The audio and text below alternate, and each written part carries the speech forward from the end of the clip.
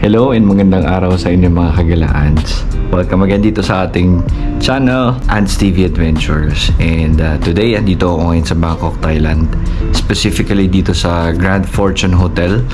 Pakita ko sa inyo yung view natin. Oh. Gabi na ngayon. 8:20 ng gabi. Pakita ko sa inyo. Ayan, traffic oh. Oo, nakikita. Pero ayan, hustle and bustle din. Kagaya ng Maynila rin siya. Pero feeling ko mas organized ng konti dito sa lugar na to. And nakakatuwa na maranasan natin yung city life dito sa Bangkok. Kasi ibang-iba siya sa atin. At ayun. Anyway, nag-vlog tayo dahil syempre of course update pa rin sa mga nangyayari sa buhay-buhay natin with regards to sa pagkakaroon natin ng papillary thyroid carcinoma. Ano na nga ba yung nangyari after natin magpa-check up sa endocrinologist? Ayun, continuation lang to nung vlog natin nung nakaraan.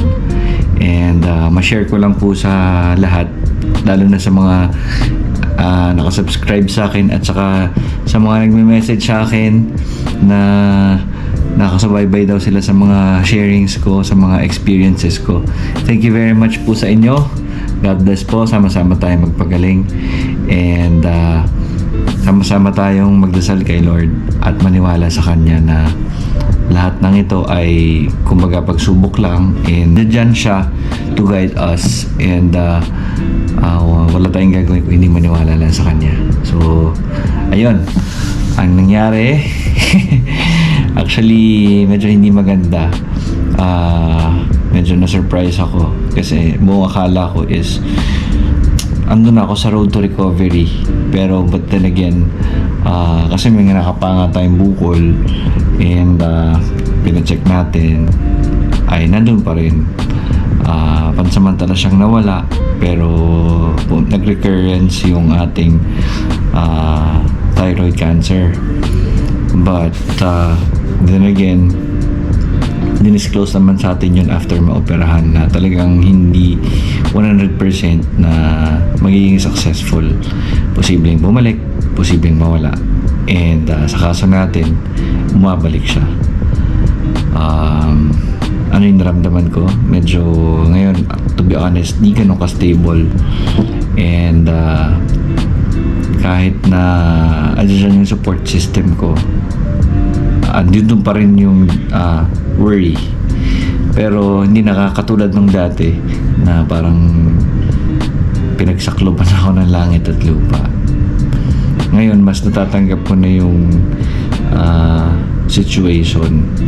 And ngayon, perfect timing na nakalabas tayo. Though, trabaho kasi to. Pero, malaking bagay na nakalabas tayo ngayon ng bansa na maisip ko na okay, it's all worth it na talagang ilaban pa rin hanggang sa huli, hanggang sa kaya natin, di ba? Syempre hindi naman natin alam yung future. Importante ginagawa natin lahat.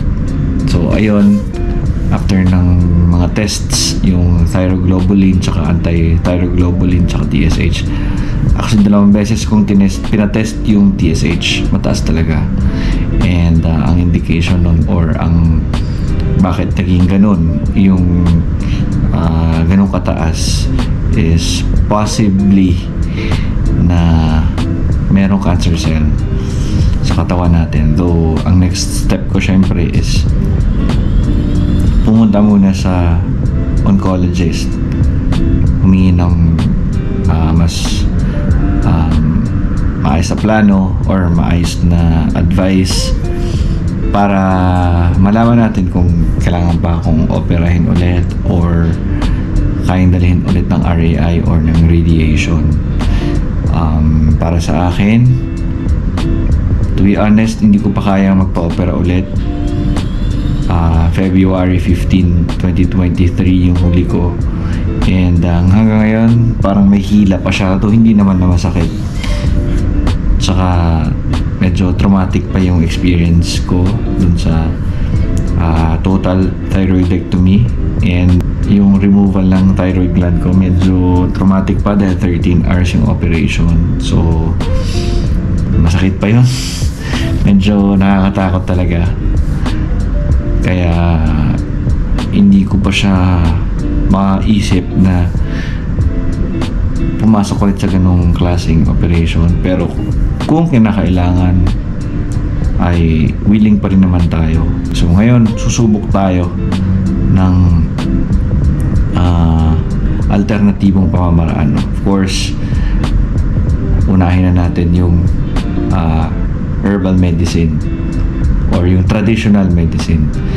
Tingnan natin kung kaya natin mapababa or mapaliit yung mga bukol or mas mapagaan yung pakiramdam, mawala yung cancer cell. Pero syempre hindi 100% yun. And pero willing akong tayaan kasi syempre unang-una affordable, mas affordable, and hindi masakit. Yun talaga yan no? And at the same time syempre natural. Kaya diba, you can never go wrong with natural treatment. And then ano pa nga ba nasusubukan natin? Yun nga, yung RAI or radioactive iodine treatment, or kung kinakailangan radiation treatment. Kung ipinayo ng doktor, go ako kasi non-surgical siya. Pero kung ayun nga, worst case scenario, ulitin natin yung surgery, hindi ko pa rin naman sinasara. Pero siguro hindi muna ngayon. Hindi muna talaga ngayon, to be honest. Mahihirapan ako kasi ngayon pala ako nakakabawi.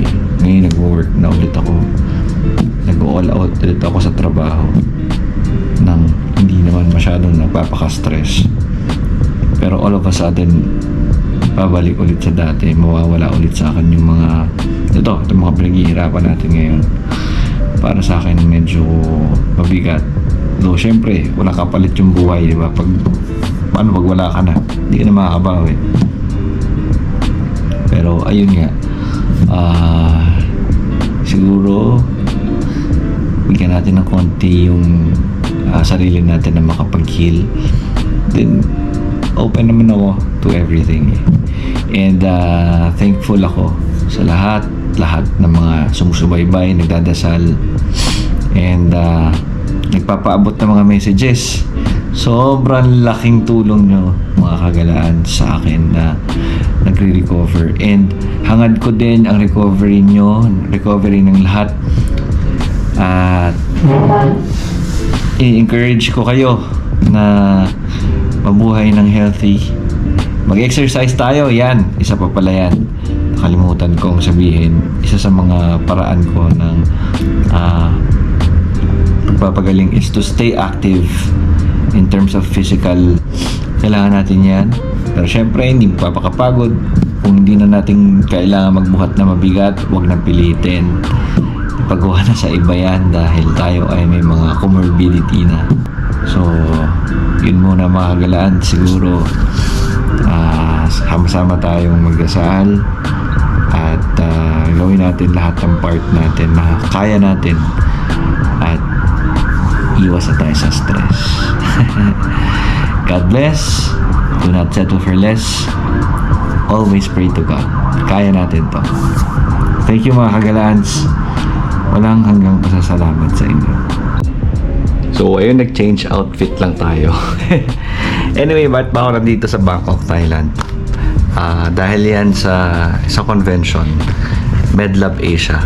So International Healthcare Week ng Thailand, at naimbitahan tayo na mag-participate. So binigyan nila tayo ng kit para yan bukas magsa-start July 10, 2024. Ano bang meron dito sa kit na to? Check nga natin. And ayan some paperworks. Binigyan nila tayo ng access. So ayan, Meron din dito. Ito, lace. Ito yung mga mechanics or mga do's and don'ts. So, may network na ito. Pupuntahan natin yung bukas. So, makikita natin dyan yung iba't ibang mga supplier ng mga medical devices and supplies.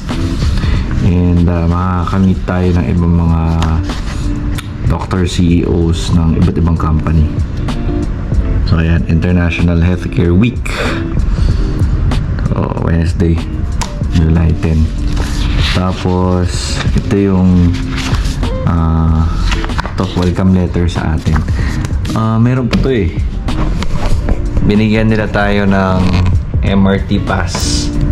Meron siyang laman na 200 pesos or 200 baht para magamit natin papunta sa venue. Medyo malayo kasi yung venue dito sa tinutuluyan natin. And sobrang convenient nun.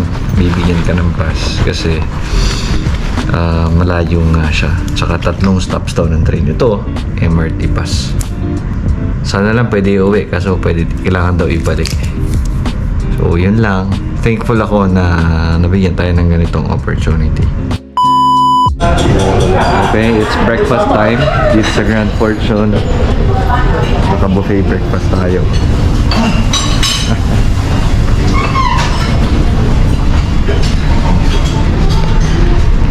Okay, let's eat. So, lahat kami pupunta ng Medlab Asia today. Today is July 10, 2024. So, mamaya work mode na tayo. Okay, from yesterday's pahinga to today's work mode. So, ayan, all black ang setup natin ngayon. And ito kagandahan ng sapatos ko, Adidas. So, hindi na ako mag-leather shoes. Ito na yun. Siguro di ko na kayo masasama sa event kasi medyo nakakapagod siya. Pero then again, thank you very much sa lagi niyong pagsabaybay sa akin. God bless everyone.